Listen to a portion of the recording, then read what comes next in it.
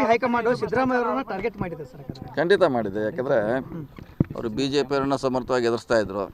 So ಈ ದೇಶದಲ್ಲಿ ಯಾರ್ಯಾರು ಸಮರ್ಥವಾಗಿ ಎದುರಿಸಿದ್ದಾರೆ ಅವ್ರಿಗೆ ಇದೇ ಪರಿಸ್ಥಿತಿ ಬಂದಿದೆ. ಹೀಗಾಗಿ ರಾಜೀನಾಮೆ ಕೊಡೋ ಪ್ರಶ್ನೆ ಎಲ್ಲ ನಾವೆಲ್ಲ ಗಟ್ಟಿಯಾಗಿ ಅವ್ರ ಜೊತೆ ಇದ್ದೀವಿ. ಇಡೀ ಪಕ್ಷ ಅವ್ರ ಜೊತೆ ಇರಲೇಬೇಕಾಗ್ತದೆ. ಕೆಲವೊಂದಿಷ್ಟು ಕಾಂಗ್ರೆಸ್ ಪಕ್ಷದವರೇ ಇಲ್ಲೆಲ್ಲ ಪ್ರಶ್ನೆ ಇಲ್ಲ. ಸಿದ್ದರಾಮಯ್ಯ ಅವರು ಇದ್ದಾಗ ಅದು ಪ್ರಶ್ನೆ ಬರೋದಿಲ್ಲ. ಈಗೆಲ್ಲ ಮತ್ತೆ 2 ಸೀಟಲ್ಲಿ ಇರ್ತಾರೆ. ಅವ್ರಿಗೆ ಒಂದು ಸೀಟ್ ಇದೆ, ಒಂದರಲ್ಲಿ ಸಿದ್ದರಾಮಯ್ಯ ಅವರು ಇರ್ತಾರೆ.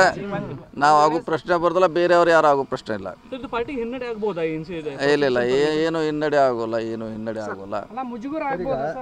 ಈಗ ಬಿಜೆಪಿ ಅವರು ಕಾಂಗ್ರೆಸ್ ಮುಕ್ತ ಭಾರತ ಮಾಡತಾರೆ. ಕೇಜ್ರಿವಾಲ್ ಆಯ್ತು, ಈಗ ಸಿದ್ದರಾಮಯ್ಯ ಭಾಗ ಖಂಡಿತವಾಗಿ ಅದ್ರ ಭಾಗನ. ಅದಕ್ಕಾಗಿ ನಾವು ರಾಜಕೀಯವಾಗಿ ಎದುರಿಸ್ಬೇಕು. ಈಗ ಅವ್ರೇನು ತಕ್ಷಣ ಪರ್ಮಿಷನ್ ಕೊಟ್ಟರದ್ದು ನಾವೇನು ರಾಜೀನಾಮೆ ಕೊಡೋದು ಅವಶ್ಯಕತೆ ಇಲ್ಲ. ಕಾನೂನು ಹೋರಾಟ ಆಗಲಿ, ಅದು ಸಾಬೀತು ಅಂದಾಗ ಮುಂದೆ ಸಂಪುಟದವರೆಲ್ಲರೂ ಮತ್ತು ಶಾಸಕರು ಸಿಎಂ ಬೆಂಬಲಕ್ಕೆ ಇದ್ದಾರೆ ಸರ್. ಯಾಕಂದ್ರೆ ಒಳಗಡೆ ಸಾಕಷ್ಟು ಅಸಮಾಧಾನ ಇದೆ ಅನ್ನೋದು, ಭಿನ್ನಾಭಿಪ್ರಾಯ ಇದೆ ಅನ್ನೋ ನೋಡಿ. ಆ ವಿಷಯ ಬಂದಾಗ ಜಗಳಾಟ ಬೇರೆ.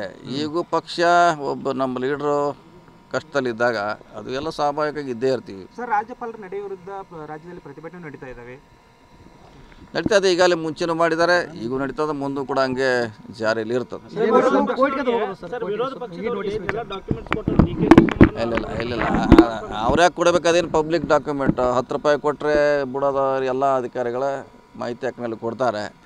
ಅವ್ರು ಕೊಟ್ಟಿದ್ದಾರೆ ಅಂತ ಹೇಳಲಿಕ್ಕಾಗೋಲ್ಲ. ಅವ್ರು ಕೂಡ ಆರೋಪ ಬಂದಿದೆ, ನಾವು ಅದನ್ನ ಸಮರ್ಥವಾಗಿ ಎದುರಿಸ್ಬೇಕಷ್ಟೇ. ಸಿಎಂ ಚೇಂಜ್ ಆದ್ರೆ ನಾವು ಮಂತ್ರಿ ಆಗ್ಬೋದು ಅಂತ ಹೇಳಿ ಕೆಲವು ಜನ ಈಗ ಕೋರ್ಟ್ ಇಲ್ಲ ಅದು ಮುಂದೆ ಅದು ಪ್ರಶ್ನೆ ಬರೋದಿಲ್ಲ. ಈಗ ಬೇರೆಯವ್ರು ಆಗೋದು ಪ್ರಶ್ನೆ ಇಲ್ಲ. ಮಾತುಗೂ ಅನವಶ್ಯಕ. ಸಿದ್ದರಾಮಯ್ಯ ಇರ್ತಾರೆ. ಸರಿ, ಕ್ಯಾಬಿನೆಟ್ ಮೀಟಿಂಗ್ ಕರೆದ ನೋಡೋಣ ಏನು ಚರ್ಚೆ ಮಾಡ್ತಾರೆ. ಯಾಕೆ ಎಲ್ಲರಿಗೂ ಹೋಗ್ಲಿಕ್ಕಾಗಲ್ಲ. ಈಗ ಬೆಳಿಗ್ಗೆ ಕರೆದಿದ್ದಾರೆ, ಭಾಳ ಜನ ಹೋಗ್ಲಿಕ್ಕಾಗೋಲ್ಲ. ನಾವು ರಾತ್ರಿ ಹೋಗಿ ಜಾಯಿನ್ ಆಗ್ತೀವಿ. ಸೊ ಏನಿದ್ರು ಕೂಡ ಅದು ಅವ್ರ ರಾಜೀನಾಮೆ ಪ್ರಶ್ನೆ ಇಲ್ಲ. ಸರ್ಕಾರ ಸಿದ್ದರಾಮಯ್ಯ 100% ನಡೆದಿದೆ.